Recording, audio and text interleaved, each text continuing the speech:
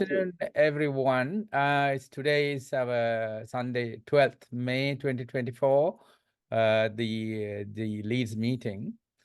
And it's a very important topic that we are going to talk about is the domestic and foreign debt restructuring in Sri Lanka, the status quo, what has happened to now. I mean, that's a very important subject.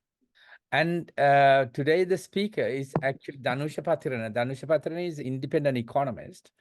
And he's a PhD student also at the same time in the University of Colombo. So I welcome Dhanuska here. Just a little background, and he's written this book, which is called A History of Underdevelopment and Political Economy of Inflation in Sri Lanka as a co-author. But when you look at it, I mean, there are two stark things that might allude to the type of person, the type of speaker you will be hearing from today.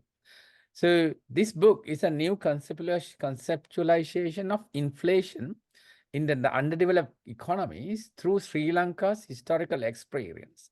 But at the same time, its original and pioneering application of the synthesis of theories derived from the contributions of past and present economists to an empirical study of inflation in Sri Lanka. This kind of innovative thinking that is there in this book. So I kind of trying to see what's been there, which is very good. We quite like innovative thinking in difficult situations like this. Just the background, we all know about our debt crisis, our bankruptcy in 2022. At the end of 2022, we had 34.8 billion debt altogether of various kinds. And usually when there's such a debt crisis and a bankrupt situation, you will need the debt to be managed. So the IMF is a manager who take kind of a managerial role in this, and also do try to help the debt restructure. Now, debt restructuring means it's a process that involves negotiating with the creditors to reduce your interest rate, extend your repayment term, or cut your loan balance. So in the meantime, the IMF might help with the short loans or money so that we take this process forward without burdening the public too much. That's what is happening. So the Sri Lanka, of course, have been to the IMF for 17 times. So that means we have been kind of not really addressing our problem for years and years. Just look at a little bit of history down here. We started going to IMF since 1965. And here are the details about this. And the thousands of SDR means the adjusted for USD that we have been drawn or taken in to adjust our debt. So basically, it looks like since 1975, since 1970, 65, we have gone in there so many times. Nobody's really addressed the root cause of the problem. So are we having a similar patch up this time as well? So that is why I asked from Dinush to talk about this, and I'm glad that he spared a little time to talk in here. Yes, Dinush, I'll stop here. Give you a brief introduction into what happened in the domestic debt restructuring. Yeah. And now the recent one with how things are developing there in the foreign debt restructuring, and sort of a comparison between the two. Yeah. Let me first of all start off by introducing what went on with the domestic debt restructuring. Okay. So, I mean, just to say what debt restructuring, what essentially happens there in a restructuring program is basically three things. So obviously, we are trying to take the debt burden down in a restructuring program. So there are three things matter. One thing is, of course, the interest rate, the interest expenses. So whether that rate can be brought down. Normally, that's what happens in a restructuring, not increasing. But so we can speak about that later. Now, in foreign debt restructuring, we see a massive increase in the interest rate, specifically the interest rate paid by Sri Lanka for foreign debt. Now, one thing you look at is the interest rate and then the maturity period of the debt, whether that can be increased so that the annual payments can be brought down, which you make as principal payment, so that the what you call the gross financing needs of a country can be brought down through that way. And then, of course, the total payments, that is the total debt that we have borrowed or a country have borrowed in general, that is the total principal payments, whether that can be slashed or what we call in general a haircut. And what sort of a haircut is required to achieve sustainability, or whether how the economy can reach broader sustainability, not just enable a country to again commence repayments while sacrificing so much of other requirements in the system at the expense of other needs of a society broadly. Not at that level, but when you say that sustainability, a sustainability in the form of where a country is broadly enabled to achieve much more larger objectives at the same time of repayment of debt, not just somehow repaying the debt, which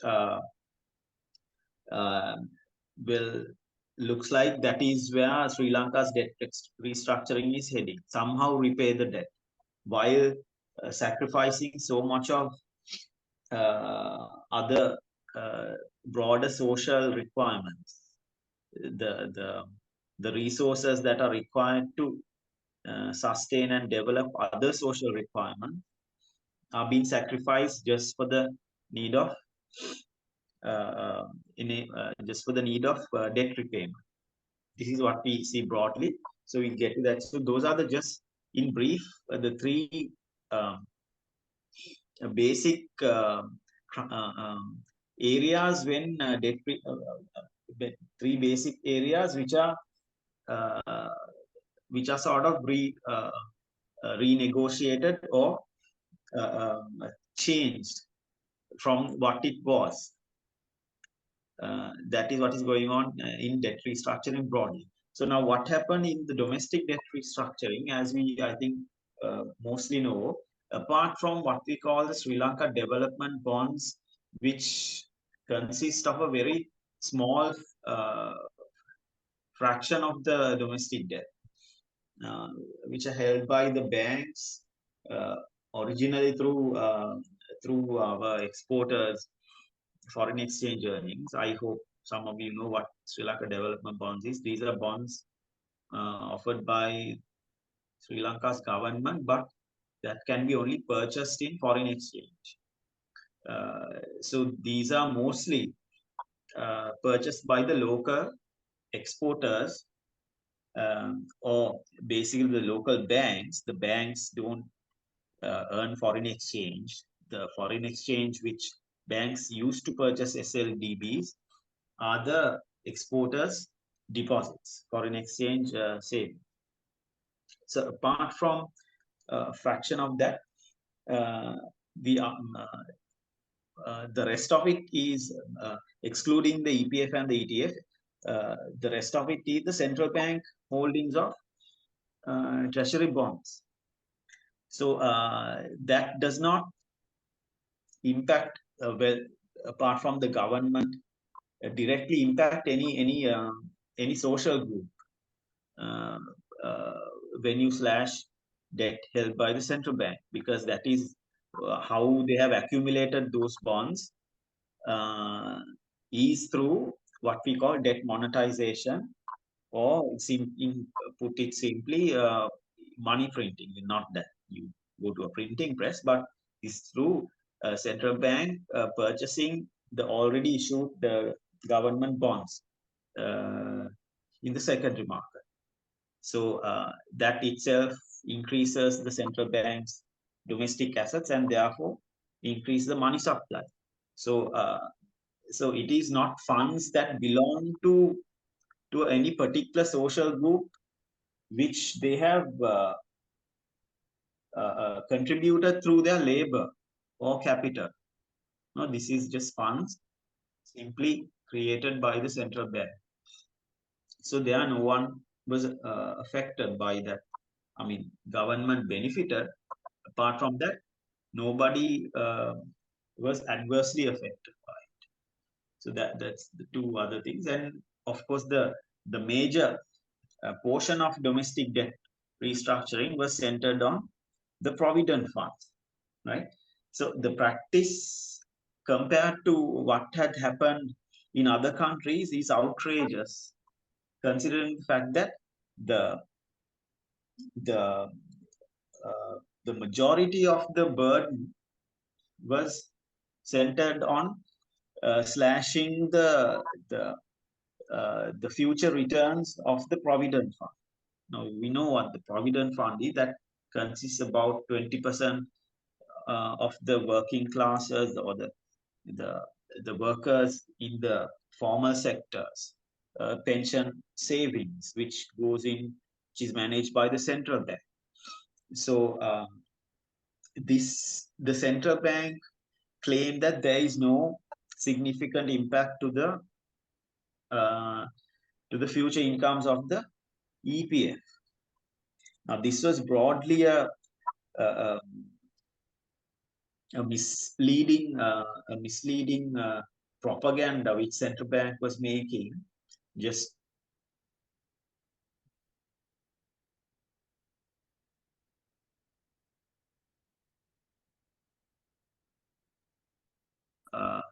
yeah. So so the entire burden of debt restructuring was purely focused on the provident funds, fell on the provident funds, which is a majority of it belong to the normal working people of this country, which had nothing to do with creation of this crisis. I think that is the important part also here, that the burden of the crisis was forced on the working people broadly in the formal sector. When it comes to debt restructuring, there are other means through taxation and so on, where others came into the picture, inflation and interest rates and so on. We are speaking here about domestic debt restructuring. So the entire burden of domestic debt restructuring was forcefully put on the shoulders of the formal sector workers. This is the real undemocratic authoritarian robbery which took place there, and it was implemented in such a way that all ideas of democracy which is known to us is it just blatantly violated by the central bank and the government.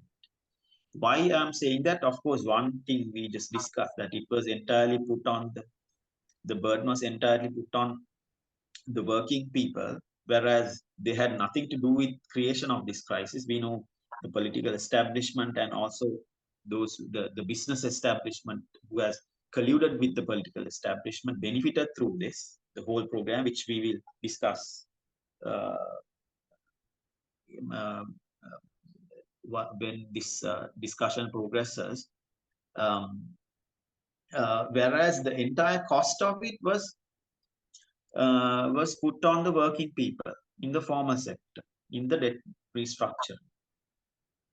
So what the central bank said was initially they will they want to save 0.5% of the GDP annually through payments that would have been made to the provident fund. And that was broken down into two sections. One was that 0.1% of the GDP will be slashed through reduction in the interest rate. Interest payments paid to the fund each year annually. And also 0.4%, so 80%, 0.4% of the GDP will be reduced by extending the maturity period of the debt. So what we have to keep in mind here is that in this form of debt restructuring, they have not gone for a haircut. Obviously, we know that now. They have resorted to the other two methods, that is reducing the interest rates and extending the maturity period. They didn't go for a reduction in the principal payment, or what they call the face value of the bond. So now that is what initially central bank released to the public before the debt restructuring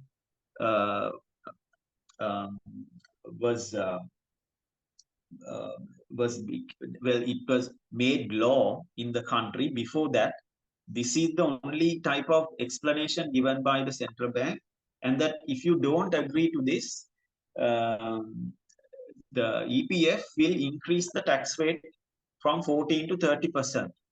So this is like they are pointing a gun at your head and asking you to agree to this. And whereas the cash also is held by the central bank, the same person who is proposing these, putting forward these proposals, is managing the fund also. And only people who, it looks like the only group of people who they consulted before doing this, other than the government and the IMF, is the bankers and the corporate elite. Because bonds held by them was untouched. Whereas the bonds held by the working people, there was no discussion with any of the representatives. Well, there are no official representatives of the EPF other than the central bank. So that itself questions the legitimacy of the process of management, and also how the debt restructuring was initiated. They give the offer and they themselves made the decision how exactly they are going to go forward with domestic debt restructuring. So once that was done, once the whole deal was done, this is on September 11th or September 12th, then only the central bank revealed the exact portfolio exchanges that were made to the EPF. Now, that is to say, when central bank proposed only targeting the EPF and the ETF, they gave only like a very general, broader description of the plan which they have in their mind, which they are, through that they said they will achieve what the IMF is saying. So just to say a few things about what IMF was demanding. IMF wanted the total debt ratio, which is 128% of the GDP in 2022. That should be brought down to somewhere around 95% by 2038. That is one target. And then they also were saying gross financing needs should be brought down. The gross financing needs is total payments that we make each year, should be brought down to something like 13% of the GDP from somewhere around 30% by 2038. So now these two are the most significant criteria put forward by IMF. So they were looking at something like 30% cut from the 30% haircut from the bondholders. We'll get to that later. That is the foreign bondholders. So rest of it should be coming from the domestic debt. And that also central bank decided to put the entire burden on the EPF, mostly, apart from the SLDBs and the debt held by the central bank, which we discussed. So now then what central bank did was, once they got the parliamentary approval for their general plan, right, they made it official. They made the debt restructuring plan official. So they are not going for that 30% tax, which is a draconian tax. And even the 14% tax is a gross tax, which is not based on the income levels of the contributors compared to what is happening in the private bond market, where up to 1.2 million rupees annual income, up to 1.2 million, your interest incomes are tax free. Only after that, there is income taxes are being applied, and that also it's not a very formalized process. As far as I know, most people have not registered to that income tax scheme, because that is a voluntary process. Now, if you go and own purchase bonds, I don't know whether now they have streamlined the whole thing, but at that point in time, I know this very well, that if you were a bond investor of treasury bonds, it was advertised by the banks, the primary dealers, that these bonds are not taxed, right? So, but in law, you are liable to pay income tax. That is to say, you need to go and get yourself registered with the Inland Revenue. But that is a very voluntary process, which you yourself have to go and do. The Inland Revenue will not come chasing after you if you haven't done it, right? So it was very few people whom I know, because I was also in a certain time I was also purchasing bonds and bills. So it is not a strictly enforced law, right? So keeping that in mind, even if you go and voluntarily register yourself with the IRD, the Revenue Department, you will be paying tax only for interest incomes which you make in excess of 1.2 million rupees per annum. That also starting from 6%, and it will increase up to 36%, 6% by from to each income bracket. Income bracket is made up of 500,000 rupee slabs. So, for instance, after your income exceeds 1.2 million, you will have to pay 6%. And if that exceeds another 500,000, let's say you reach 1.7 million, it will go up to 12%. Likewise, it will go up to 36% only when you reach somewhere around 4.7 million rupees annual income. Right? So 14% gross tax is applied to the EPF and ETF, which is paid by even the lowest wage receiving worker who has an EPF and ETF account. Right? So that is very clearly shown by many economists, not just myself alone. People like Chandra Jayaratna and even W.A. Vijayawardena, few of them very clearly showed that this gross tax is 14% gross tax is significantly larger than that income tax. And also it is larger than the corporate tax, because corporate tax of 30% is paid on the net returns. Here, the EPF pays on the gross returns, right? So your gross income is taxed, not the net income. So keeping that in mind, they said 14% will be raised to 30%, the central bank, citing that that is fair because corporates pay 30%, hiding the fact that the corporates are paying 30% on the net returns, whereas the VPF and the ETF is paying on gross returns. And this only also came into effect in 1989. This 14% tax is introduced by Premadas regime during the war and so on.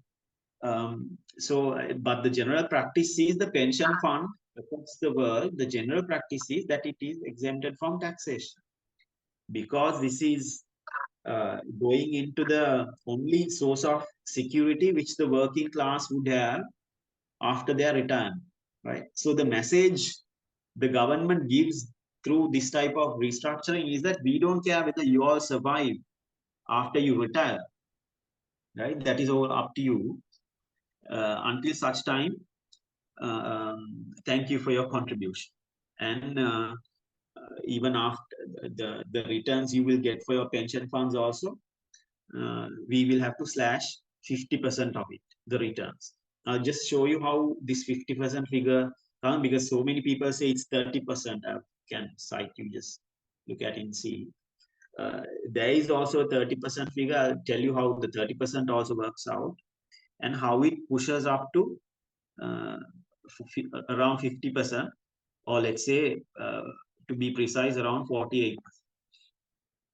So what the central bank did was, in early September, after making the debt restructuring law, or making it law, then only they revealed to the public how exactly they did the debt restructuring. Now, an honest restructuring process would entail that you reveal to the EPF holder how your assets are restructured. But this is the exact opposite what the central bank did. They gave a broad picture through, or even through that we did an analysis, and we got a income loss of 50%, and it was exactly or more or less the same. The real thing was more or less the same. So they just gave a general picture before they made the decision, or when they explained to the public what they were doing. And after they doing the whole restructuring, after they did the whole restructuring, then they revealed the exact bond portfolio to which the former EPF bonds, the existing bonds before pre-restructure period bonds, were exchanged, the new restructured bond. So that consists of, I think, 11 or 12 bonds, which will be paying 12% from 2023 second half up to first half of 2026.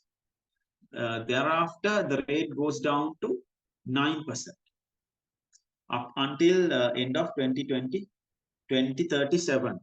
The last bond will mature in somewhere around March in 2038. So we take 37 as the year.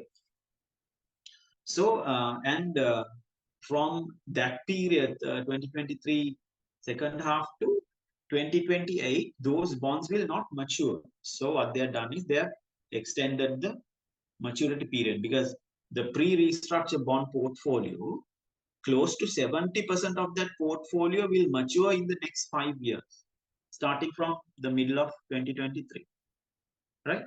So I'm talking about here only the maturity period and the rate they offer, which, and so as now we have to look into what was the rate which we were supposed to get with the pre-restructured bonds. Now that is how you look at how you calculate the loss or the gain. Now, because I'm telling you this, because now what the central bank did was, broadly, they said there is about 3 to 4% loss. So it is, you don't even feel it. So there's nothing to panic about this whole thing. We are just mostly extending the maturity period. But this is extremely misleading, because what they did was, as far as I see it, what they did, but this is not something they openly say, this 3 to 4% loss is the rate which you seems to get only if you compare the two cash flows. But that is a absolutely erroneous way of looking at the differences between the gross return of the two portfolios. I hope you are following me what I'm trying to say. So what the central bank did was, they calculated the total gross cash flows. This is not the net cash flow, just the gross cash flows without taking inflation into account. That is okay. It's not a problem. I'll tell you what the problem here is, that as far as I see, this is what they have done, but this is not something they explicitly agree, or nobody has questioned also. But this, I'm just trying to explain how they say that there is only 3 to 4% loss. So they calculated the total returns or the cash flow that the EPF would have got for the pre-restructured bond portfolio.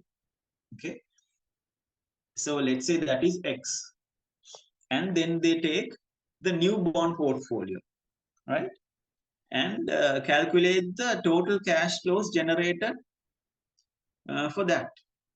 Let's call that Y. Now they are saying Y is only 3 to 4% lesser than X. Now this is a very ridiculous way of comparing two bond portfolios, precisely because these two portfolios have vastly different maturity periods. Now, to very simply understand this, I'll give you a very simple example. Let's say you have lent somebody money. Let's say you have lent 1,000 rupees, and that 1,000 rupees is giving you 10% income or 10% interest. And the guy who borrowed from you is supposed to repay that in 5 years. So 1,000 rupees, 10%. Each year you will be getting 100 rupees. 5 years the loan will mature. We'll just take not take the compounded rate, just the rate as it is. So to make things even more simpler. So 10%, so you get 100 rupees each year. Your total cash flow will be 500, or cash returns will be 500. Now, this is just to understand what this is. So now that was before anything was done or restructured to your bonds. Any restructuring was done. Now the guy who borrowed from you is saying, look here, I'm in some financial distress. So let's do an arrangement like this. I will repay your money in 10 years. The 1,000 rupees I borrowed, I will repay that in 10 years and bring the interest rate down from 10% to 5%. Right? And he's telling me, you are not at a loss. The total cash returns you will get is absolutely the same. Now, is this correct? Right? So what happens in the second instance? So you are getting 5% each year, which is what? 250 rupees? No. So 1,000 rupees. 50 rupees. Yeah, 50 rupees. So 50 rupees into 10 years, now you are getting again 500 rupees. So he's saying now you are not at a loss because you are getting the same amount. You were supposed to get 500 rupees for your previous contract, which you had with me. And in this new one also, you are getting 500. But you are making that 500, you have to wait for another 5-year period. This is the gist of it. So what happened here was that 70% of the bonds would have matured, that is the pre-restructure bonds would have matured. 67 to 70% of the bonds would have matured by 2028. So all that money, all that bonds that matured will not be getting any return in their model, because they don't take the reinvestment part into this. which of course they can't, that is all right. But I'm saying the way they compare is absolutely absurd, and how they misled the public. So after 70% of it matured in 2028, we have to wait till another 10 years, right?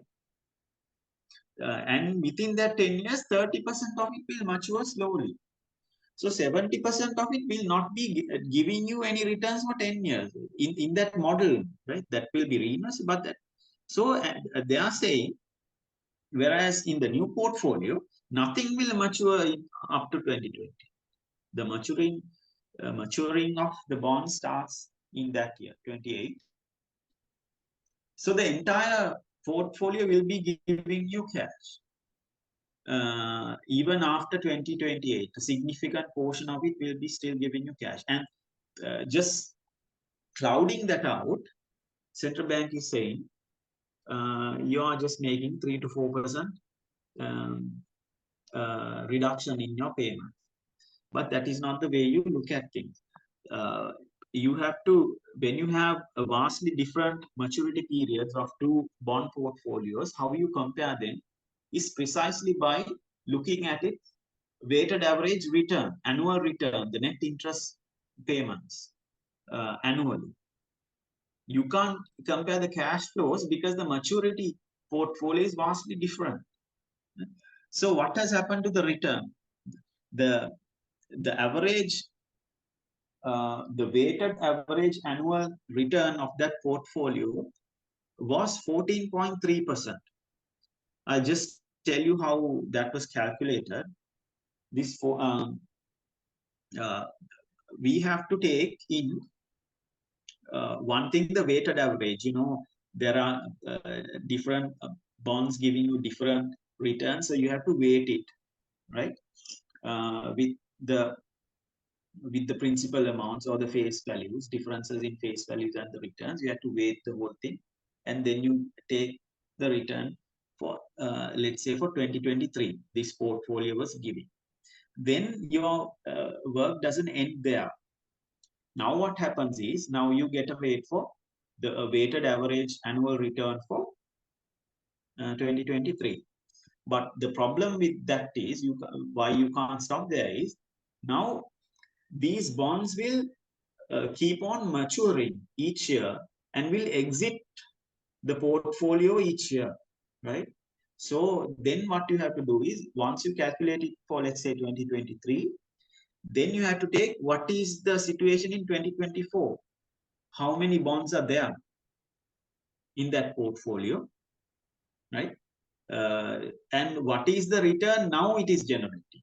Because some of it has already matured. Now they are no longer there.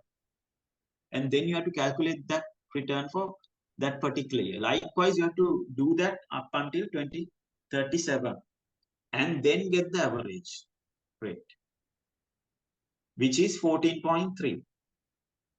Now, what is the average of the new portfolio? It is 9.7. Now, when I'm saying 14.3 and 9.7, these are obviously gross rates without deducting what?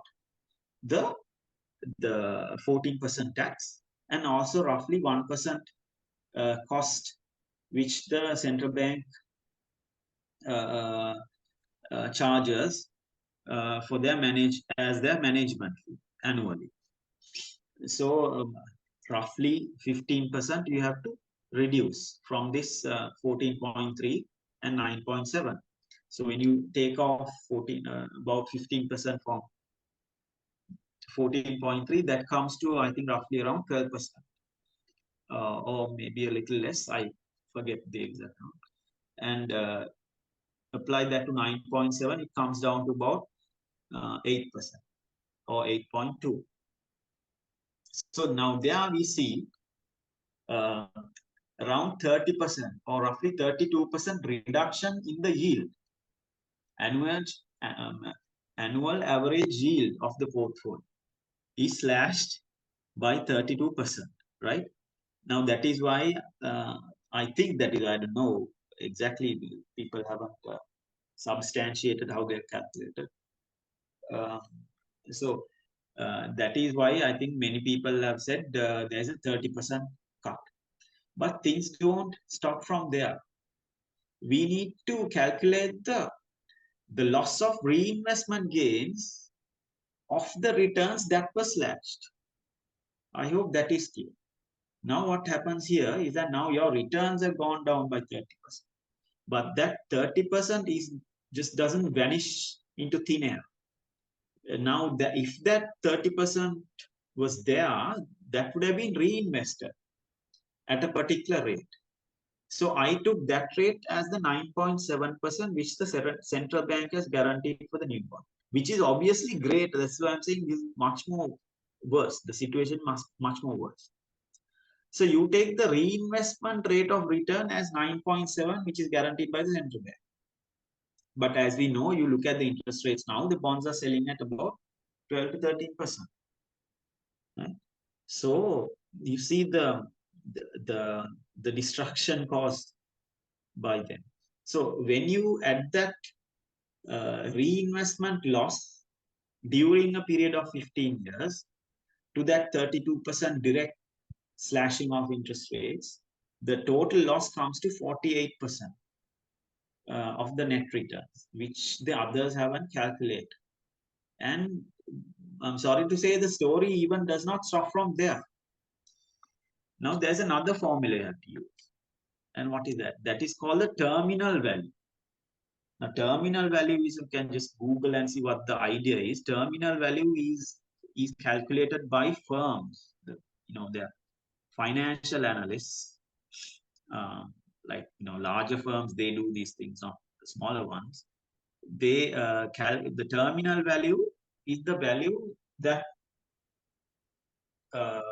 is in a private firm, say the value that will is the value that is added to a firm if the firm remains in perpetuity, right? So there is a formula to capture that. So we can use that formula here. The value that was lost in perpetuity by slashing the guaranteed returns to the EPA. If you add that, this becomes even more worse, the loss. But since that particular terminal value formula itself is a bit subjective, that is what happens. That is what happens even in the corporate world. The terminal value is a bit of a subjective figure. There are, the variables inside it. Like inflation, but I've taken inflation projections of the central bank. So it can be a little bit subjective compared to the calculations I just explained generally so far. So that is that. So that is why I'm saying excluding the terminal value loss, a minimum loss of 48% is undeniable to the EPF through the debt restructuring. Right? And we know what the amount of abuse that the central bank has subjected the EPF to. The forensic reports tell you all that. By engaging in these dubious stock market deals, that's like pumping and dumping from there, and then from like mainly three types. That is one thing, and the second thing is, while EPF is having a primary dealership, they go and buy from the private secondary market at a lower rate, right? So it gives a direct profit to the private primary dealers. The primary dealers buy directly from the central bank at a higher rate.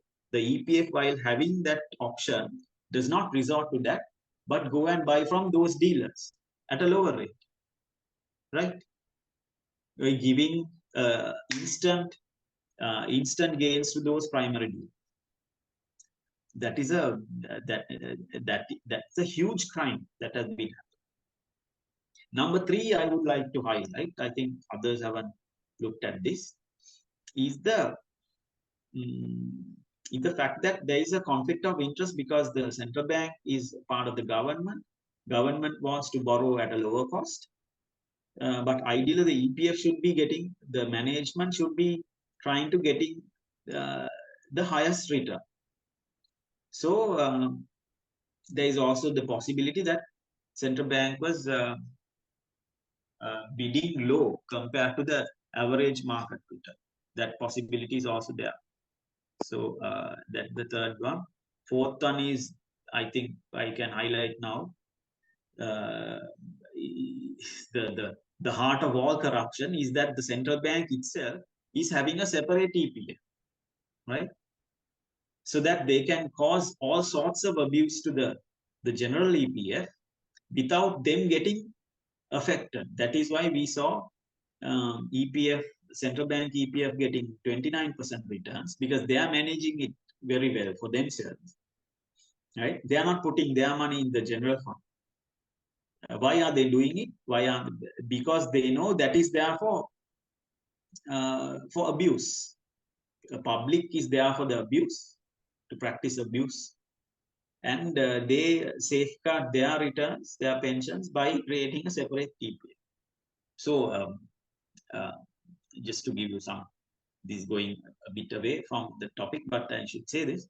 So one very clear solution should be not like what Verite and all them argue, like now Sumantiran have come up with a bill and then they are saying that is like the blueprint where central bank and that the EPF will be made independent and so on, which is not the case. Now they are trying to gain using the existing corruption to channel that into more privately oriented corruption, right? Opening it up to the markets that you won't know what is happening.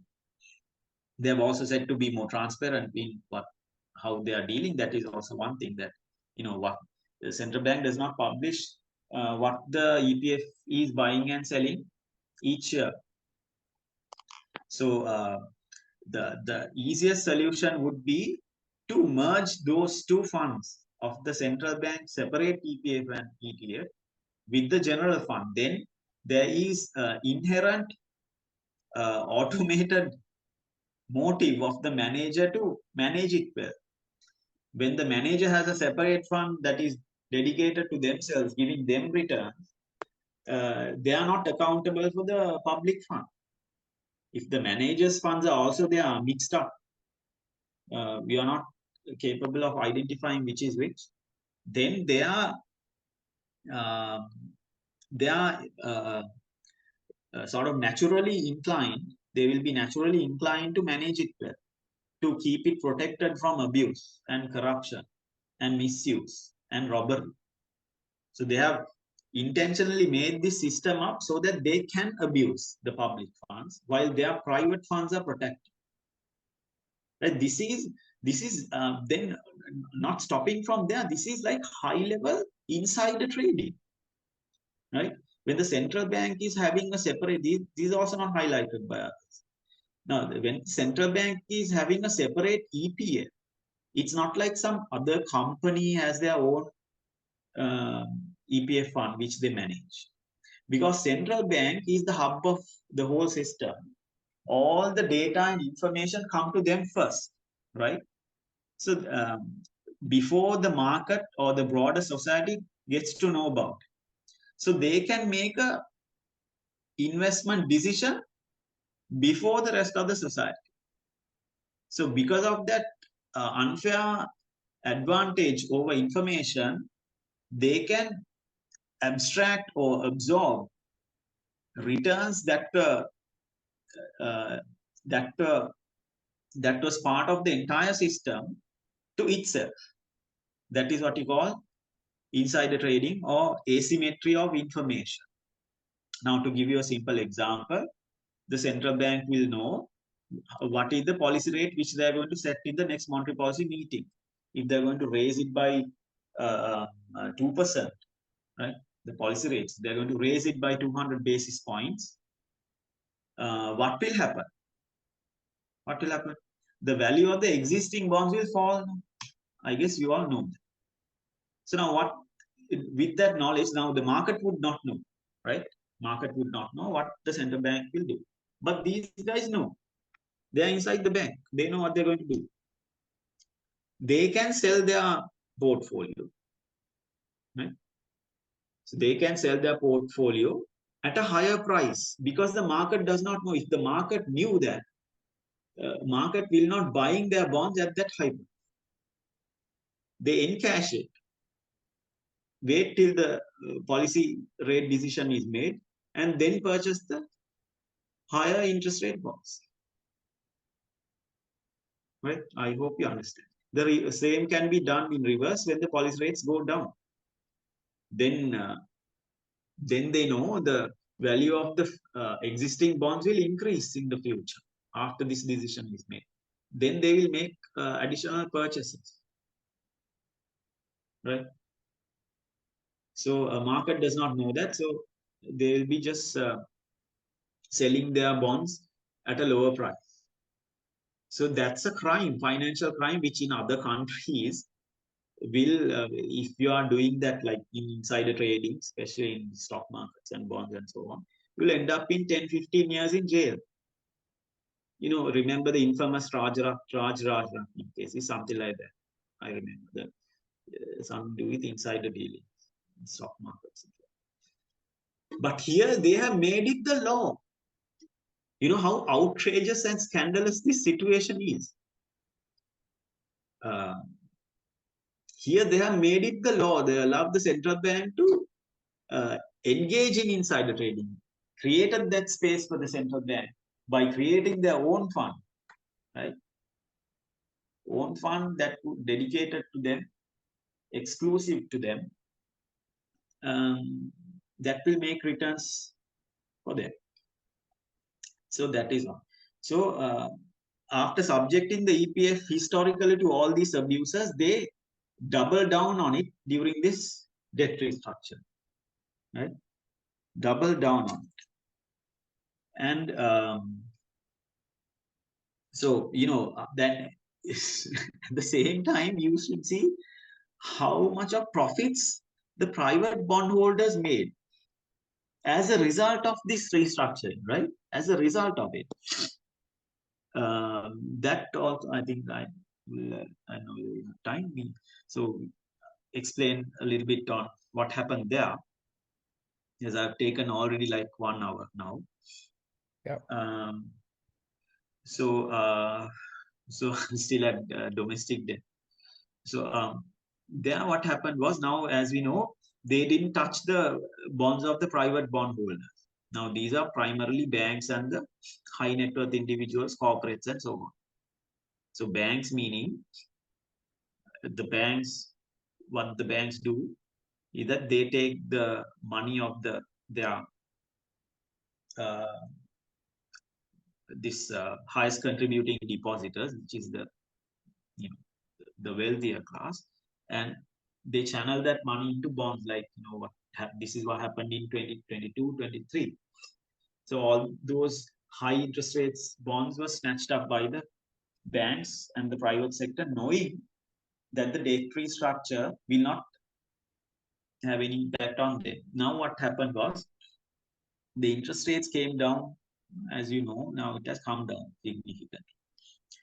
So what happened was, the price of those bonds which were not restructured, held by the private individuals, shot up so many times, the price of that, and they made huge gains. Like certain primary dealers' profits went up by 1,000% during last year, purely by engaging in this business of what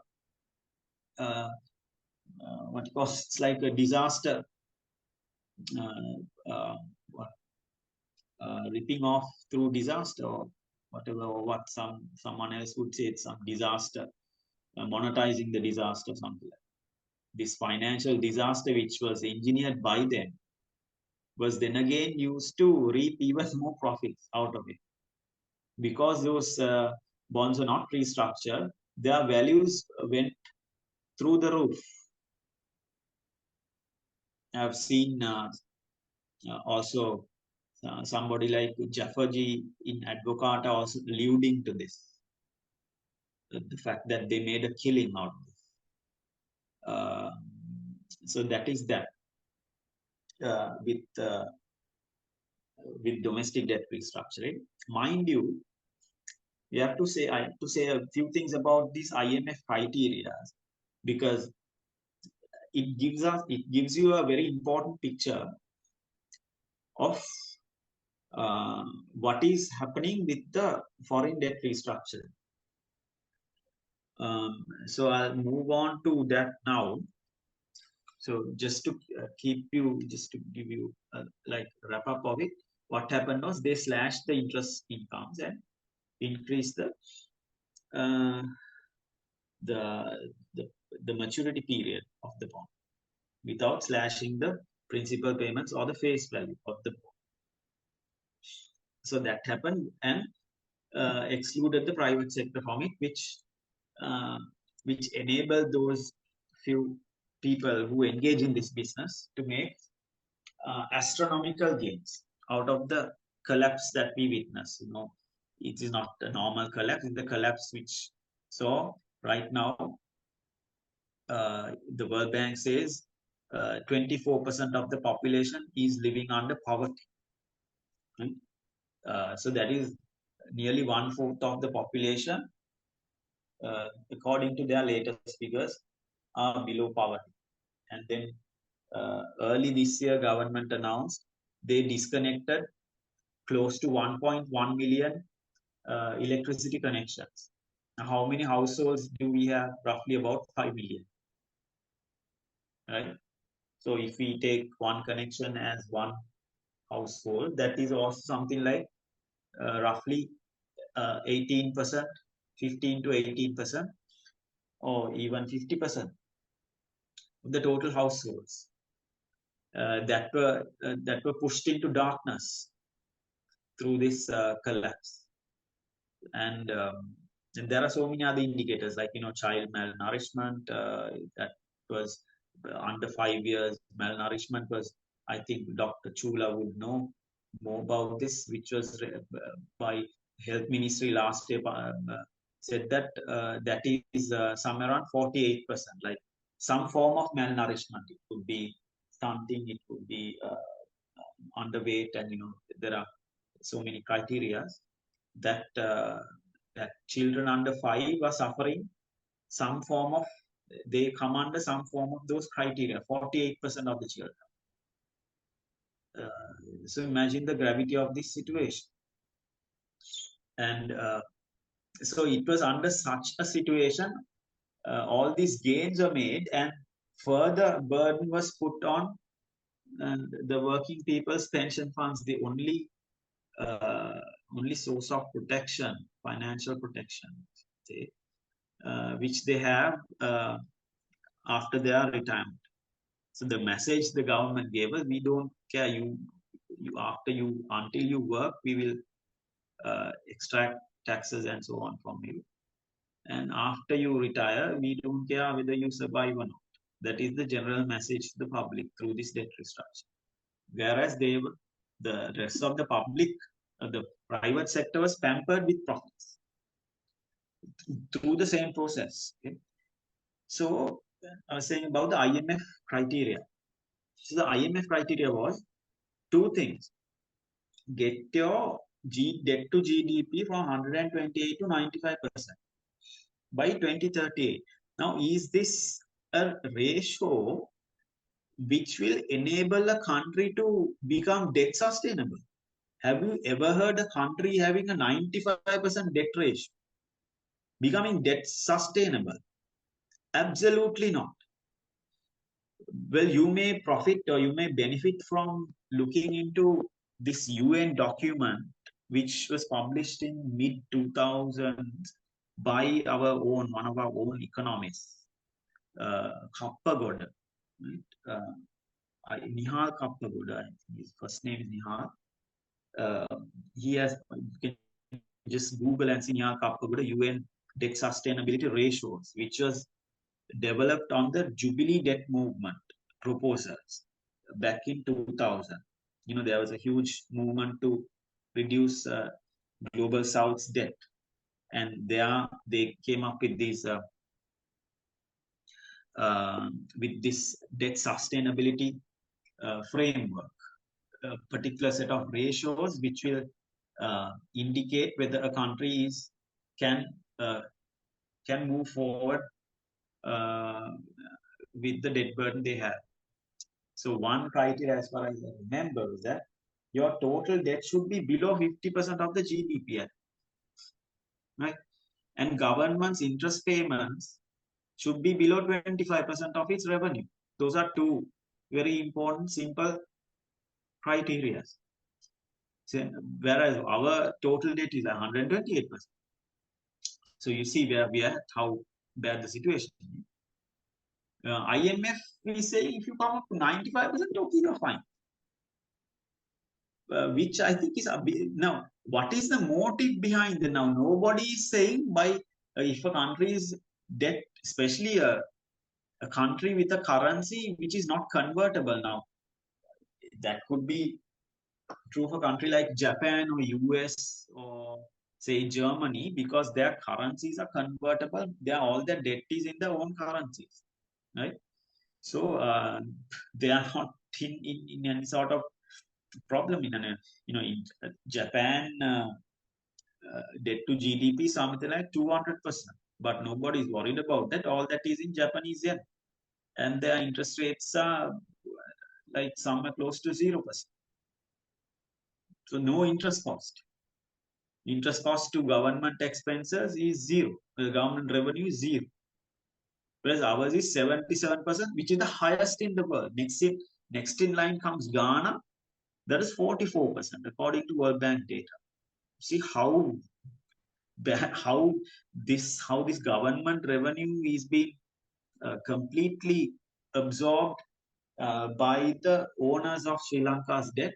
Now that's 77%, 75% of that is ratio, 75% of that went into paying the domestic debt, not the foreign debt. Because foreign debt, once we declared we are bankrupt, we stop paying the except for the multilateral debt, we stop paying the rest of the borrowings. So multilateral debt, the interest rate is very low, like 0 to 2% World Bank, all that, except IMF, okay? ADB and so. So the foreign interest cost at the moment is very low. So imagine this is even after declaring your bankrupt, still their interest expense is like 77%, highest in the world, even when you're not paying your foreign, the commercial and bilateral. Imagine what happens if you add that off. This rate is for 2024, this year. So you can look that up in last year's published budget for this. So yeah. So what I'm saying is that this IMF given 95% ratio is purely there just so that government does not demand something big from the foreign creditors. This is not to make Sri Lanka's debt sustainable, but to reduce the impact on the foreign creditors, whereas the debt burden will remain. Like at least you should intend to bring it down to about 70%. But this is almost 1-to-1 compared to your national income, the total debt, even after 15 years. But we are still piling up more debt, right? So this debt ratio is not coming down, because the debt ratio won't come down. I will tell you that also with foreign debt, because now one thing, so IMF had wanted to keep the slashing of the foreign debt from the foreign creditors to somewhere around only 30%. What was the cut which a country like Argentina and Greece got considered to be the largest debt restructuring in the history? Argentina got somewhere around 70%, which was a process that they unanimously, the government declared that, and they had to get into some, it was not a smooth process. They had to negotiate that on their own. They did not go through the IMF channel. That also we have to remember, because people say this is the only way. Well, I'm not particularly against it. It's like IMF per se. Then a government should be able to come up with a plan to make the entire thing work for the general public and for the economy, which had happened in few occasions. With the, for instance, in the case of Greece, they got a 50% cut. IMF was there in that process, right? 50% cut from the GDP, not from the, so they had also over 100% debt to GDP ratio. Right? So then the total debt. So the foreign debt alone, they got a slashing of over 50% of the GDP. So that in that process, IMF was there. So the difference was they had a very progressive government which came to power during the period, but they couldn't implement most of their proposals. So that is a different problem. But just looking at the debt restructuring, they managed, even through the IMF, they managed to get a massive slashing of their foreign own debt. Right? So whereas here, now if we look at the debt restructuring proposals of the government, there's not much of a difference between what the government is demanding. Very absolutely no difference at all, I should say. Not the difference is negligible. I think that is just to, on paper, just to show that these guys are discussing or debating. Right? So to the public, they could just go to town with it. Look here, we are negotiating on your behalf with these loan sharks, foreign loan sharks. That type of a ambience or vibe the government is trying to create in the public. But if you look at the two proposals, there's nothing much in it. There's nothing too much difference. Even Verite is saying that there is not much. I'm not saying the rest of it. They're saying, look here, these things will sort out itself. There's not much of a difference. So they're saying in a way that this whole thing is very good. Verite is saying this. I was in a program in Sirasa where Nishan was there. After he did this half an hour Zoom, he left the program. He was not physically present, he was Zoom. I have seen him many occasions physically present in other programs. Here he vanished. So then, what is happening with the foreign debt restructuring? It's now if they are saying if our economy grows at, just to, I'm making things very concise so that it will be clear. So unnecessary information will just only interfere with your understanding. So I'll just keep it to the point as far as I'm thinking.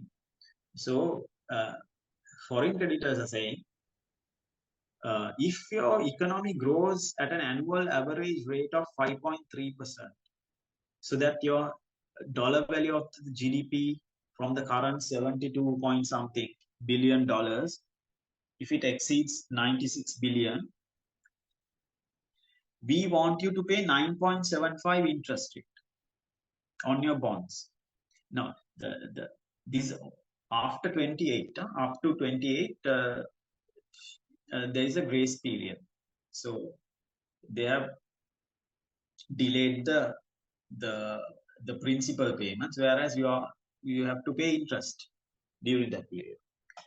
And the principal payments or amortization or maturing of the debt will start from 2029 onwards. So once that starts, the rate will push up to around 6% and then shoot up to 9.75. Right? This is what they have demanded in the so-called April 3rd proposal. That is, if your GDP grows at 5.3%. So likewise, if it grows at what the rate IMF is And just forgot one thing. If the GDP grows at 5.3% during that period, our debt haircut will go down to somewhere around 6 to 7%. So there is no haircut at all. So if you are growing, say for some reason or other, the GDP grew 5% during this 5-year period, then there will be no haircut. I mean, comparatively, it's like there's no haircut compared to what the countries like Greece and Argentina got, which went up to like 70% of their total foreign debt. If your GDP grows 5%, 6 to 7% haircut, right? So that haircut comes down drastically if your GDP is growing. That is what they call GDP linked bonds, or MLB, something like the Montreal linked bonds, but GDP linked bonds. So, and the interest rates also goes up to 9.75. This violates any type of principle, economic principle that has ever been discussed, because your interest rate should be below or equal to your growth rate. Then only there is some sort of equity in income distribution. It's called the golden rule of economics or something. It's invented in 1950s by economists called von Neumann.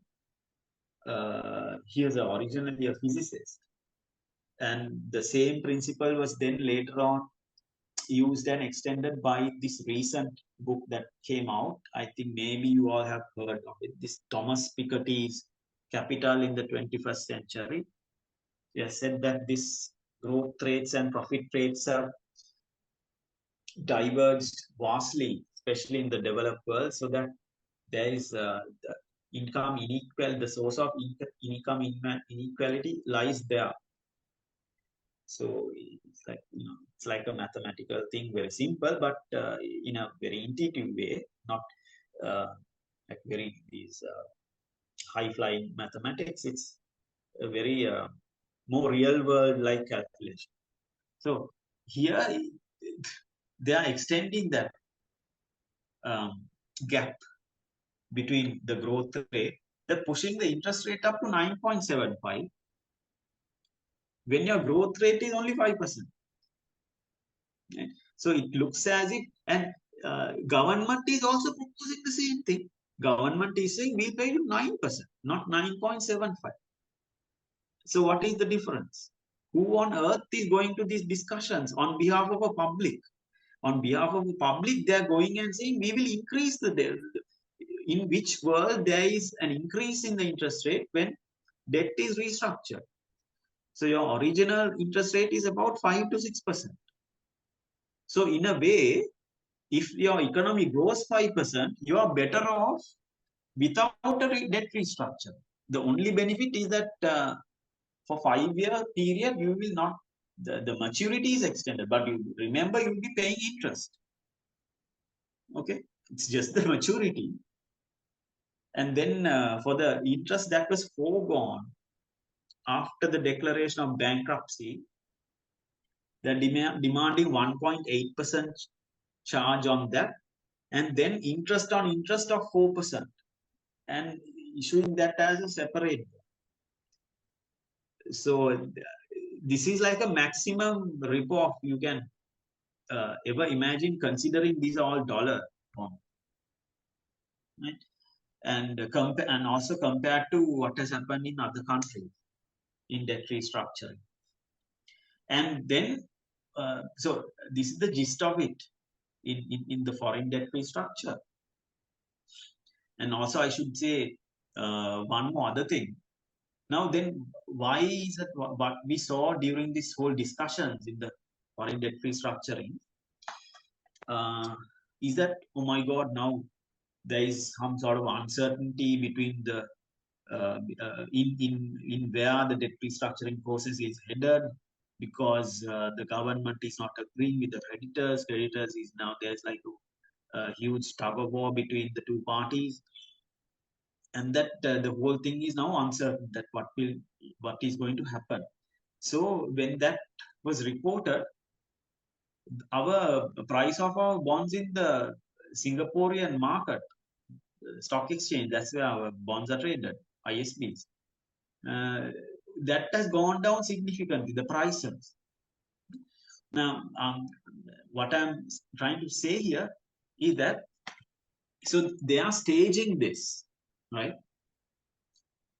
Then, so they are staging this to show rest of the world, rest of the public, that there is some uncertainty where this is going. So what happens there? The prices go down. Now there is some shallow condition that you can't, for the people who take part in this discussion, that you can't trade the bonds during the discussion period. But that doesn't mean they can purchase after the discussion at a lower price, right? There's nothing. This is nothing illegal. I'm trying to explain. It doesn't, and also that say it doesn't mean that the secondary market is closed. The bonds are being traded. That's why the price went down, because Dhananath was there. He was saying, look, I don't know whether there's something inside the trading happening, but during the discussions, you can't purchase. The thing is, you can purchase after that, because the effect will last. Even right now, the thing, it looks as if the process is not progressing, because there is some difference between the two parties' proposals. So what I'm trying to say here is they create this fake sense of uncertainty within the market, so that the prices of those bonds will come down. Okay, now the discussion is over. Now they can very easily go and purchase at the lower prices. But what we know for certain is that this will go through, and that with a higher interest rate, with the possibility of getting a higher interest rate of 9.75 to 9. So when that is, then that becomes the law, the price of these bonds will again shoot up, right? Because these bonds are supposed to get something like 5.6%, even if they are performing. Right? The price of these bonds will shoot up immensely, at least 80 to 90%.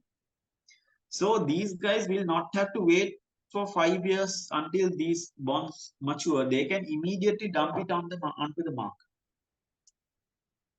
All right. So, so all this is happening because a possibility of 9% rate is introduced, and that 9% will be paid by us. So how are they going to pay? They will, after 2028, for 5 years time, we will be inheriting an even bigger debt burden in case the economy grows 5%. We'll be inheriting an even more larger debt burden than we are currently entitled to. So lots of things are going on with that.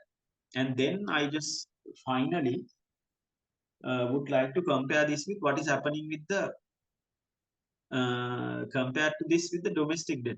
What has happened to domestic debt restructure? Now these guys are having the possibility of pushing their rates up to 9.75 to 9% with a minimum haircut of about 7 to 6%, right?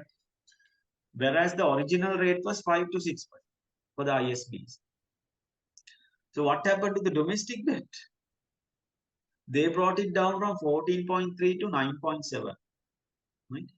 And when you reduce the taxes and the expenses, that is something like 12% brought down to 8%. A clear 30% or more than 30% slash of the interest rates. Now, is our domestic debt bonds interest rates go up when the GDP grow? Nothing of that sort is proposed. So they can link the domestic bonds also to the GDP, right? So whereas the domestic working class rates are brought down drastically, 30%, maturity also extended, And not stopping from there, it's then you say, look, and then even at that gross level, that 8% is lesser than 9%, right? What the government is proposing a rate even greater than the domestic interest rates to the foreign bond holders. Now, how outrageous is that? How scandalous! It's complete abuse of the entire population. Now they are paying these what is this two firms, Lazard and Clifford, two firms, law firm and the financial advisory firm. They're paying money to them and asking them to reduce our interest rate. Increase our interest rate. So can you imagine the level of corruption and insider dealings that is happening in the name of debt restructuring? And this is a government that is claiming to be representing the public, and the paying out of public funds also. So Nishan sort of Nishan vanished in the first half an hour, saying from this Zoom. So only Dhananath was there. So of course they didn't respond. Then there's another added point to this, because now the dollar bonds not get affected by Sri Lanka's inflation, because it's the USD. So USD bonds, you can disregard Sri Lanka's inflation. So then that rate can be considered as a net return of 9 to 9.75. So what happened here for the domestic bonds? The central bank is projecting roughly 5% inflation. So when you take off inflation, you are left with 3% from the 8% after paying taxes, the central bank expenses, and then inflation. You get a return of about 3%, which is 1/3 of the rate promised by the Sri Lankan government. So I would like to leave you with that, since I've spoken for 1.5 hours. Yeah, great. And Dhanusha, I think I was listening to the whole thing, but it brought in so much information. I must thank you for that. I think the public doesn't know any of this, and my interpretation was that the working class is becoming like a modern slaves in Sri Lanka for many years to come. Here, they don't even have a right to their own savings for their pensions. So this is the kind of situation we are in. And the corruption is still going on at various levels in a very invisible manner. And I must be so grateful for putting this forward, Dhanusha. It's good if you have a No little bit problem. of a write-up at some point to explain where we are going, because at least people can decide, who is proposing anything better than this, because I don't see anybody approaching any solution, even at this election period, to resolve this. And the foreign debt is still there as it is, and it's expanding. So very sad situation. So anyway, I will allow people to ask questions. We got half an hour. Thank you. Yeah. Yes, Kogidas. Yes, Kogidas. Yeah. Kogidas? I have two questions.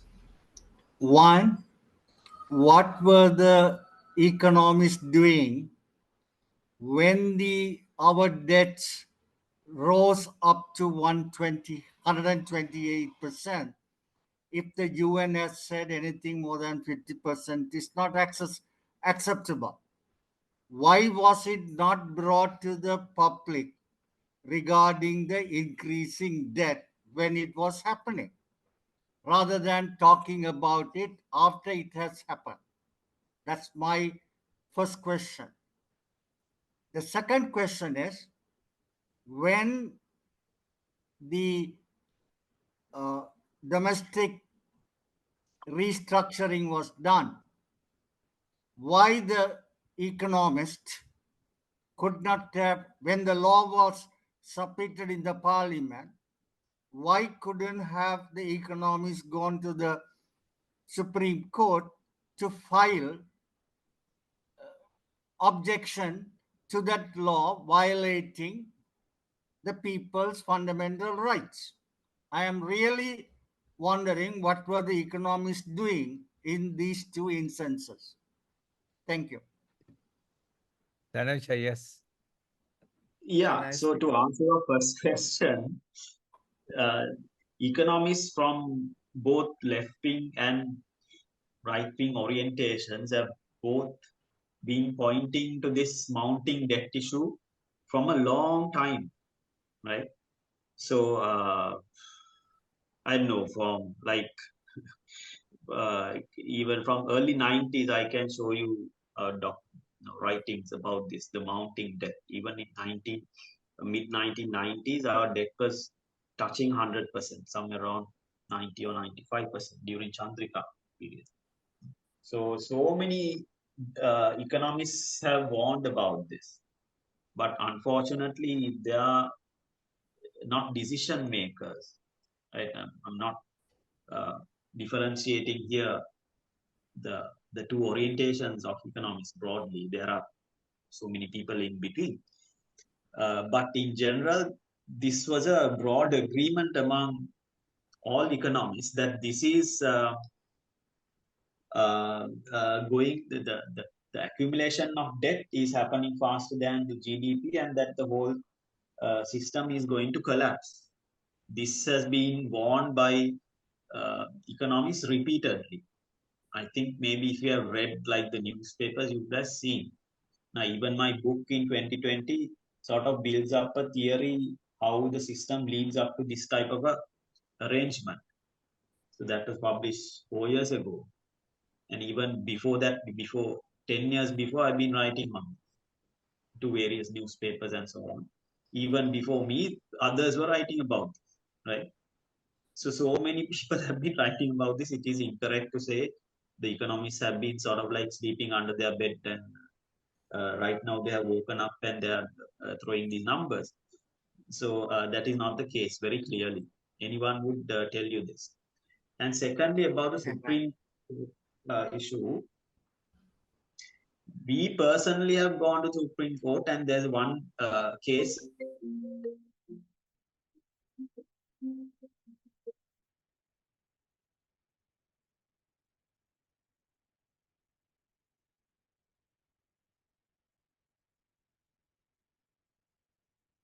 The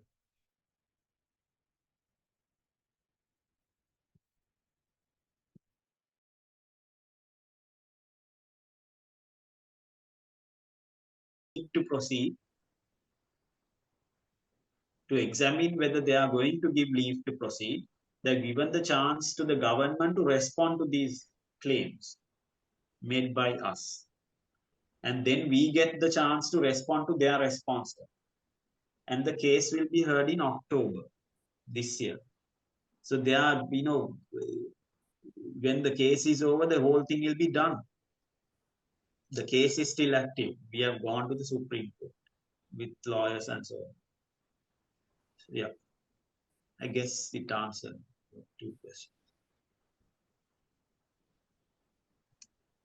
So thank you, Dhanuska, for that. And Ranjan, yes, Ranjan next. Yes, Ranjan.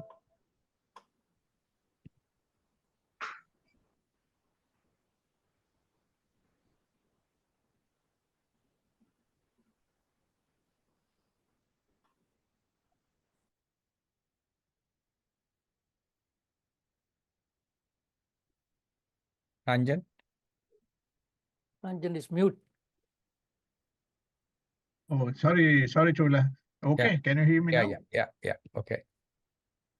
Dhanuska, that was an excellent dissection of the debt situation the country is facing. I congratulate you for that, and you gave us new insights too. Stopping the postmortem there, the great challenge today the country is facing now is to pay back this debt. We have to pay it back. Right now, the immediate obstacle that is facing right now is the private bondholders. We have not come to an understanding. The central bank and the government has not been able to come to an understanding on that issue. I can very well understand. I have read fairly carefully what the objections are. I can very well understand the point, the stand taken by the private bondholders. You see, we asked for time, the government asked for time of 6 years to start paying back, a moratorium, right? Out of these 6 years, 2 years have already gone, only 4 more left. What have we done? What have we done to find the extra money to pay back this debt? As far as, correct me if I'm wrong, absolutely nothing. In fact, it is worse. You see, when we should be exporting more and increasing the country's income, we are importing. Look at the way we are importing eggs also. There are so many things that we can do to increase our exports and increase our national income. Nothing is being attended to. Then there is so much wasted that we can address and stop. What are we doing? We are not doing anything. What we can see is in Sri Lanka, those who are living in Sri Lanka, those people who are responsible for rescuing the economy are fighting among themselves to remain to keep themselves in power. There is a great battle on at the top to stay at the top. You see, they have forgotten the people and they have forgotten the problem. And in the meanwhile, they have also forgotten the debt keeps on piling up, as you quite rightly said, Dhanusha. This is a very, very sad situation. We must present this. Somebody must present this before the sovereign people. We have forgotten the original understanding of a social contract that exists between the people, sovereign people, and the government. You see, the sovereign people, the sovereign people are the owners of this country. Their powers cannot be exercised by 20 million, 22 million people. Therefore, we have to hire an agent. That agent is called the government. You see, now the government is the servant, and the sovereign people are the masters. Today, the masters have become servants, and servants have become the masters.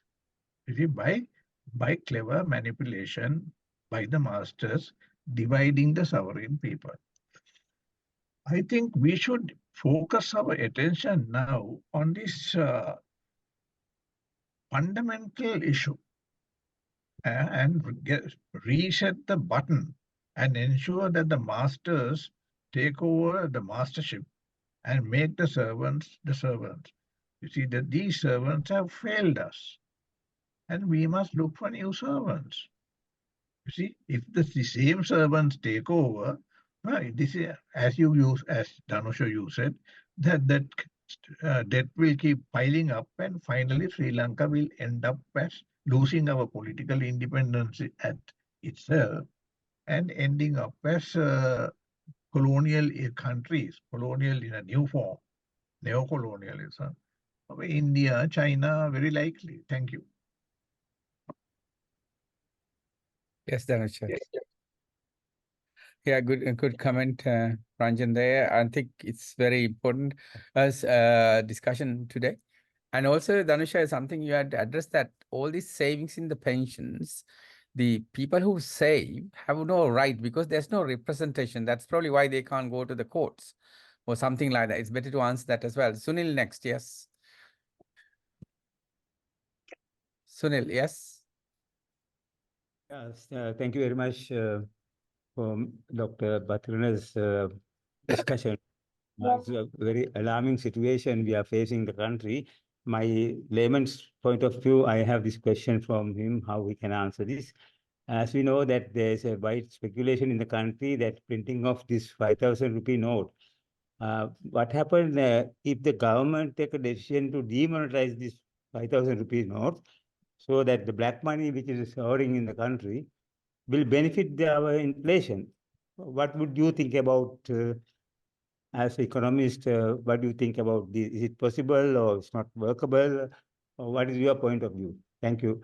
And that is one of the questions. I have so many questions, but this is the main question which I want to say. And ETF and EPF Act, do they mention anything about the funds, how they should manage? I don't think anything mentioned in the act. I just went through it. I could not see anything to that effect. So then the central bank, who has got the authority to play around with our funds? That's my second question. Thank you. Thanks a lot, Ranjan, for that comment. Yes, I think we also need to look into alternative ways of approaching this issue of debt, which we have been trying to popularize or trying to create a public discussion about these alternative, which we are just not like randomly proposing, but looking into the history of debt restructuring, especially in Argentina, what happened there and how they managed to get such a large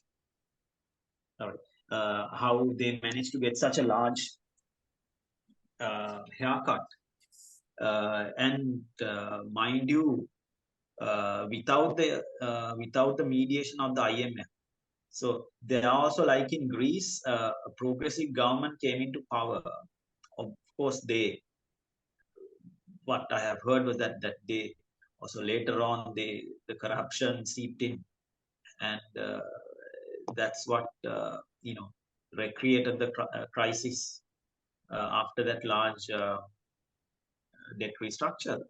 So their argument was that, look, the debt that was borrowed by all these previous governments, most of it had not been utilized for the benefit of the public.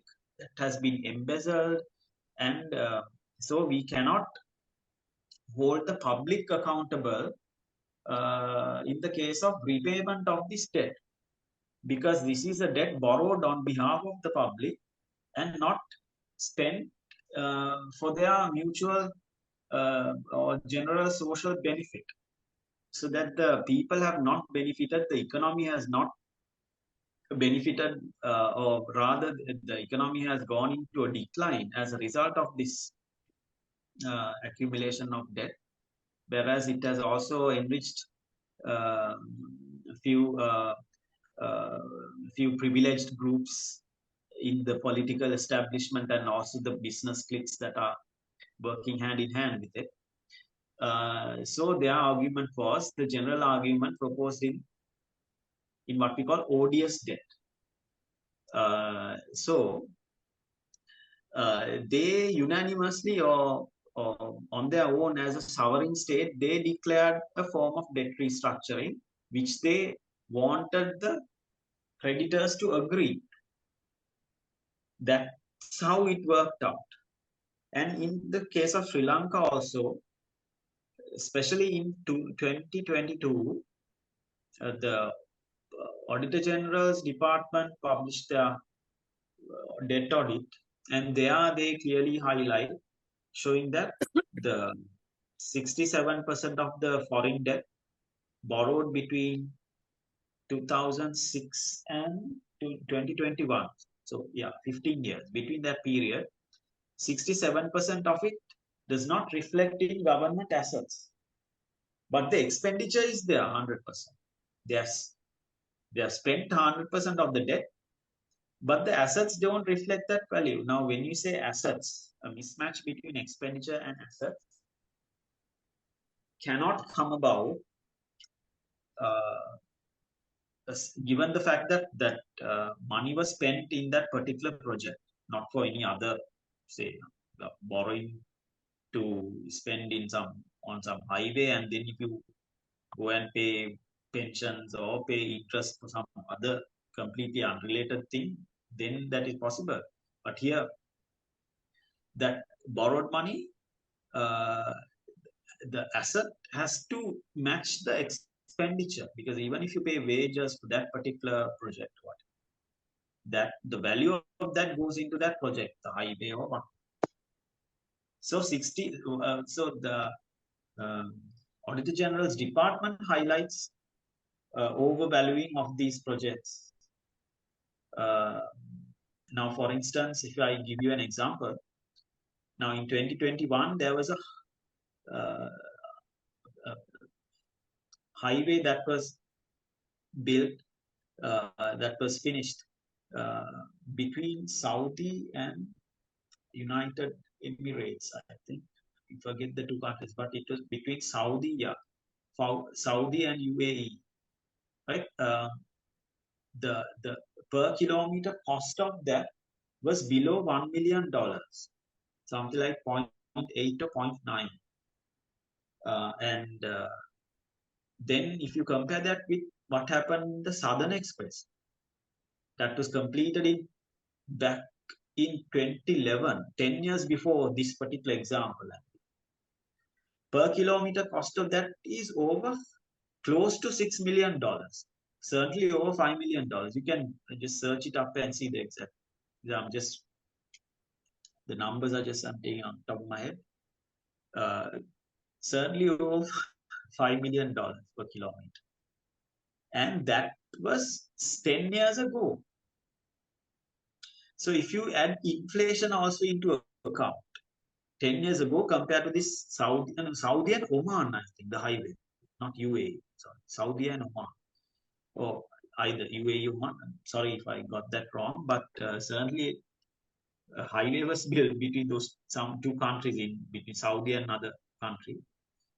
Cost of that per kilometer cost is definitely below $1 million. That was recorded. I remember that clearly. So the cost of our southern highway is over 5 to 6 times 10 years ago.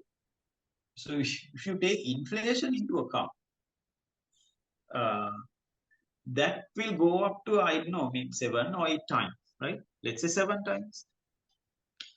So what does that mean? Like, you're building a highway in Saudi costs, say, $1 million. Here, a kilometer. Here it costs 7 million. There is no such economies of scale and so on, because the technology used is by and large similar. And the costs are greater there, but the labor cost will be higher. The cost should be even greater there in South, because the fact that the labor is paid more there, wages. So even the machinery could be somewhere, could be a bit more expensive. So yeah, saying. So we have There are 2 more people waiting.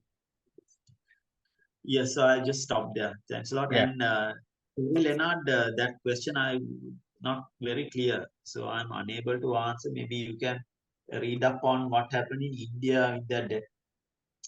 So I have 2 people. I have Leonard and then Lasio, and I'll stop there because we are nearly 2 hours now.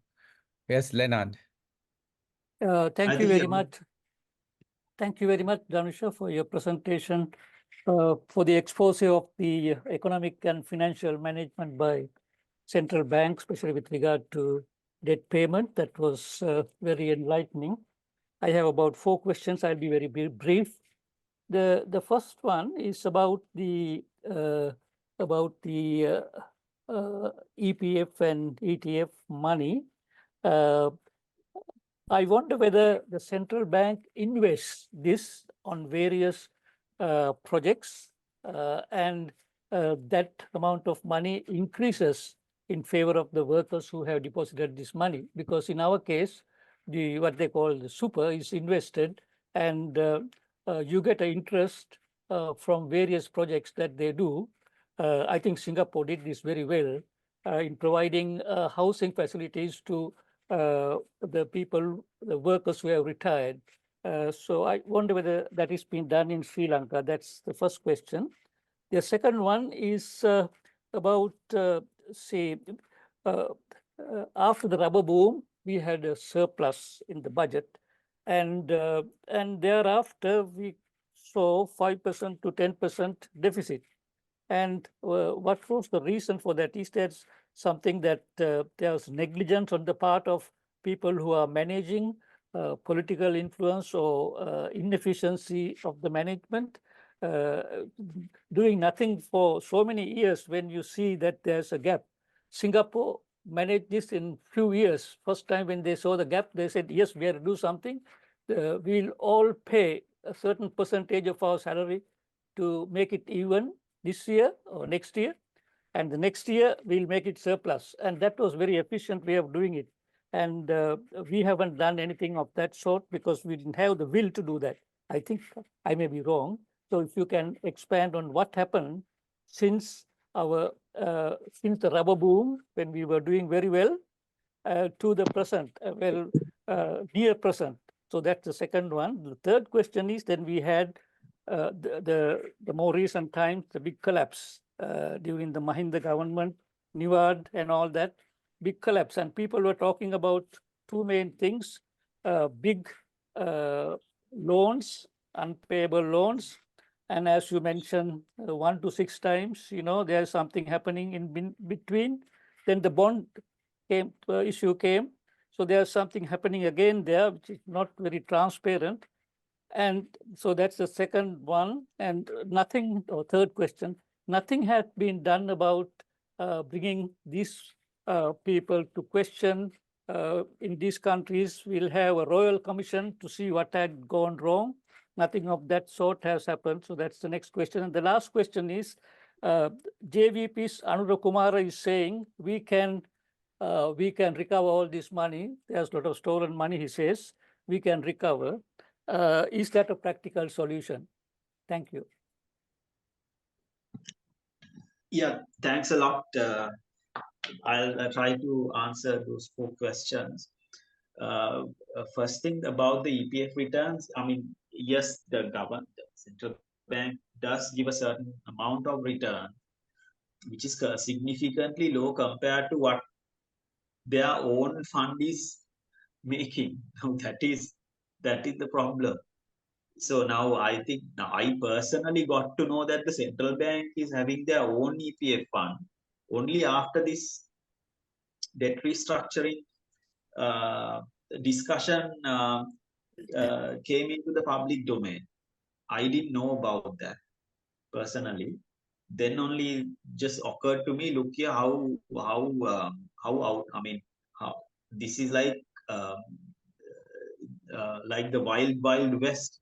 You make something which is already accepted as a clear violation of law, make it the rule of law in the country. This is what has happened with the central bank's own exclusive EPF, for which they are getting extremely high returns. And I was told by a former manager of the EPF that they are guaranteed the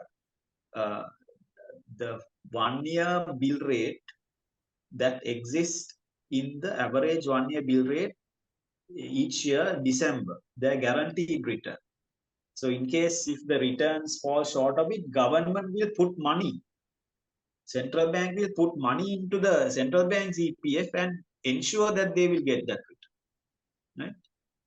So this is exclusive treatment, corruption to the core, right? Corruption to the core. And these people are standing in front of the public as if they are so neutral, the central bank governor and so on, then all the other officials shamelessly coming in front of the public and is addressing the public and even saying that if you have a presidential election, this might even derail the so-called recovery. They are audacious enough to even to say that after doing, because obviously they know the fact that the public is unaware of all what they're doing. They have the protection of financial of complicated financial practices. They have that protection. They can hide under that veil and do a great damage to the public's cause. So just to say, just to make a comparison, because the rate of return earned by the central bank for their own EPF is much larger. Obviously, the EPF is getting some sort of return, but that is not the return which the pensioners should be getting for their hard-earned savings. And most of the working class we know is getting very extremely low. Recently, the Japanese exporters, I forget the exact institutional name. This I even shared in social media and so on. Recently, the Japanese government said that Sri Lanka has the lowest wages in Asia. Right? And not only Japan, there was another institution, world body, which I forget now, but certainly the Japanese Export Development Authority or something like that. They recently made that revelation that Sri Lanka has the lowest wages in Asia, not Bangladesh and India, certainly after this collapse of the currency. Right? So we are at that level, and then we have to explore why the companies are moving out. You know, a large group of companies have moved out of the country. So if the wage is the only criteria that determines FDI, that's going another area. But so I guess since we are also running short time, I'll quickly move on to your second question was about the deficit. After the rubber boom in 1952, that also the idea that I don't think I have time to go into all that. So that there's a idea that up to the British period or before the independence, we did so much better, or we did great. And it was the locals who actually messed it up. And our British colonial masters did a great favor for us by colonizing us and invading. So I think the author of this view, I think we have seen this written, published, is Saman Kalegama. I don't know, even before him, people came up with this idea that Sri Lanka was Asia's second best or third best. Japan was behind us. Things like this. Now these ideas need to be contested, but it will take time. So I won't go there. I would just say that with some recent figures, the tax concessions given to the corporates, according to government figures, which was published under the duress of IMF program, but which was made into the IMF program, I should say, after the 17th time, they never asked the government to publish these things. Because there was a big push by the public during the Haragale that, look, there's so much of tax evasion, right? And also illicit capital flows, that's another issue. Tax evasion, why don't you, without taxing the normal average people, why don't you reclaim those taxes that are evaded, or even the tax concessions, why remove them? So somehow that made into the IMF program. IMF said you have to declare, mind you, they are not saying to,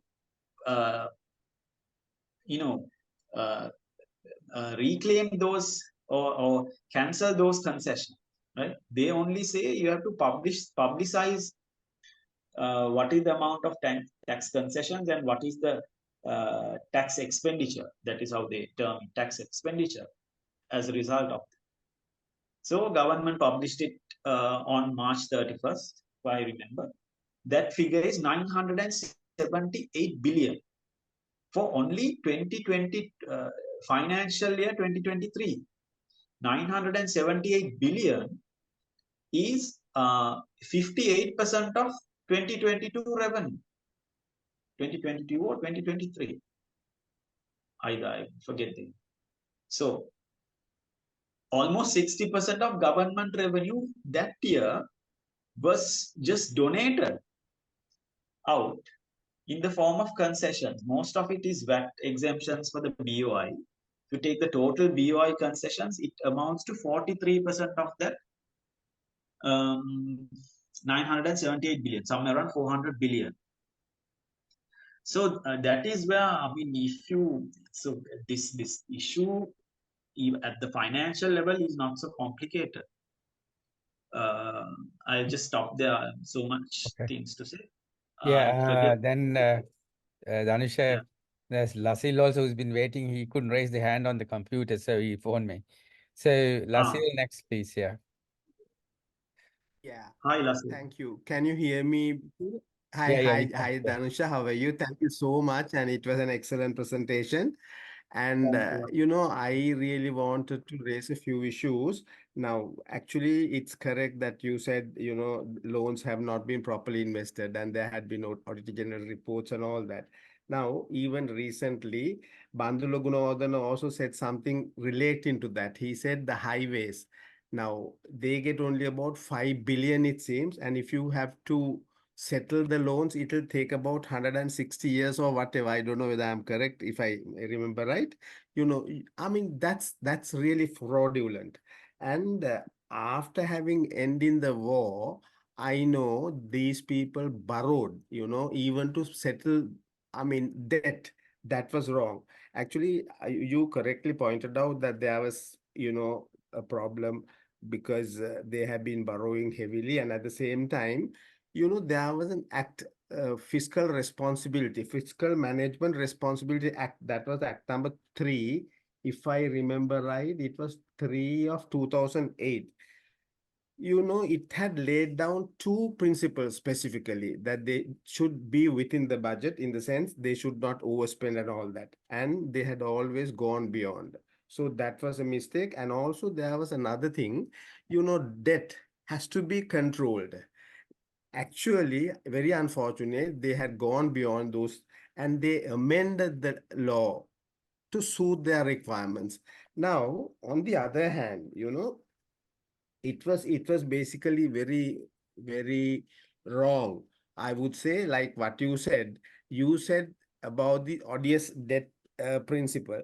You know, I have a feeling, Dhanusha, whether there's a possibility, if we could certainly take up this issue, because they will never do that. Now, going on the basis of this technical assistant report, right?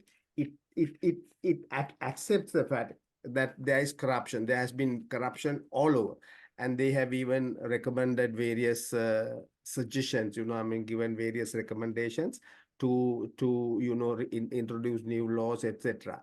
But now my concern is, now even the central bank was totally responsible, but unfortunately they did not do their job.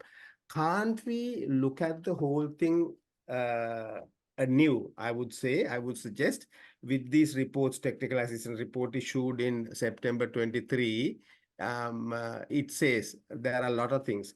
I think, can't we open up a new thing, right?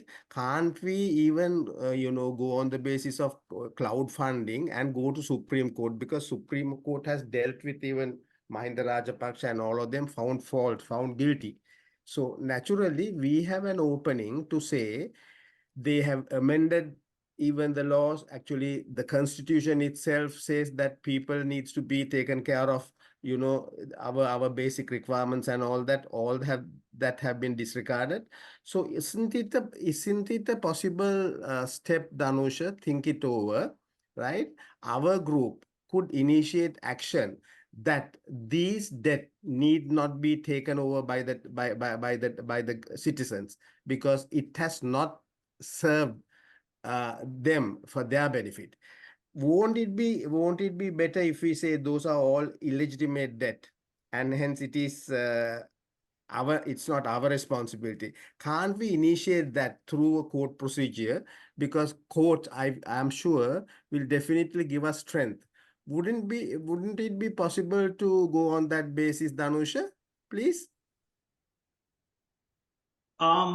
Thanks a lot, Lasil, for those comments and questions. No problem.